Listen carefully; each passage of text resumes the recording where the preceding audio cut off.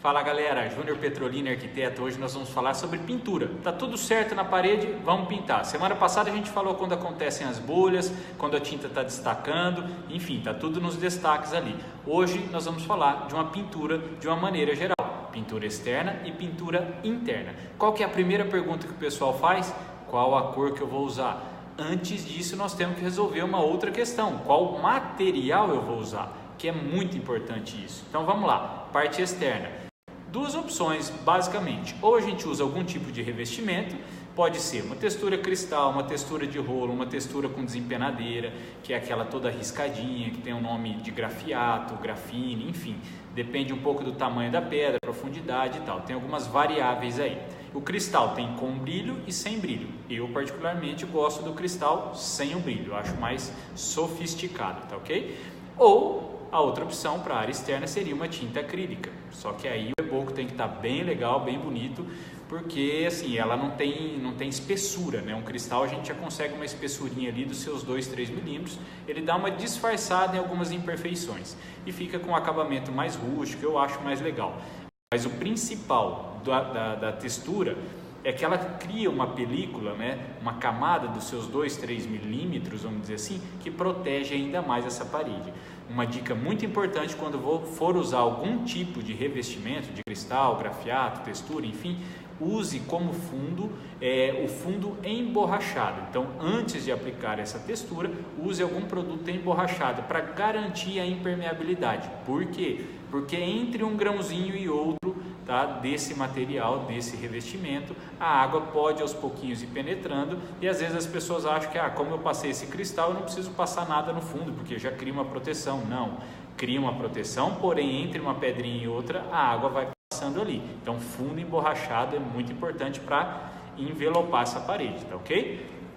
Vamos agora para o lado de dentro de casa. O que eu vou usar? Primeira coisa, você vai precisar lavar esse ambiente? Vai jogar água na parede? Se for, tem que usar uma tinta acrílica brilhante, seja uma tinta semibrilho ou acetinada, tá? Mais acrílica. Se não houver incidência de água, de umidade, nada disso, use uma tinta fosca, tá? Uma tinta acrílica fosca ou uma tinta PVA, que não tem nem componente acrílico.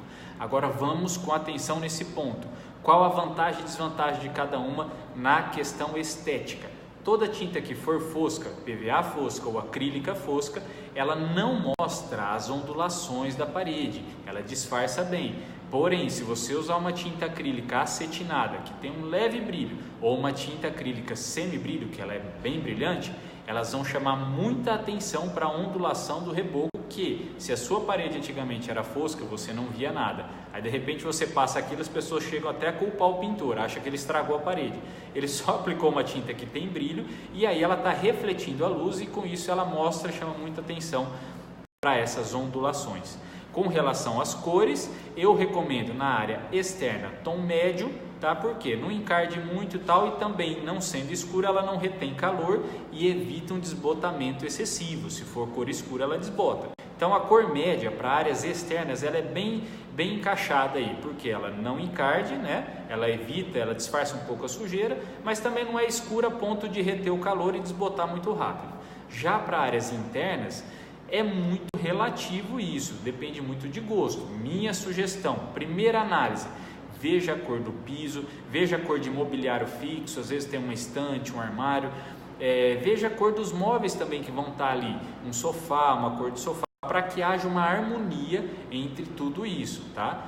Dicas que eu dou, pintura de porta, eu gosto, sou a favor de aplicar um esmalte ou uma laca na cor da parede para ficar tudo bem discreto e gosto também de pintar o teto, tá? Ainda mais se as paredes forem um tom médio para clarinho, pinte o teto também, que aí você pode trabalhar com detalhes de gesso, carregar mais no gesso, fazer requadros de gesso, fica bem legal e sofisticado. Tá ok, galera? Mande perguntas aqui, continue dando sugestões de temas, que assim eu consigo contribuir de uma forma mais assertiva com vocês. Um grande abraço a todos e fiquem com Deus.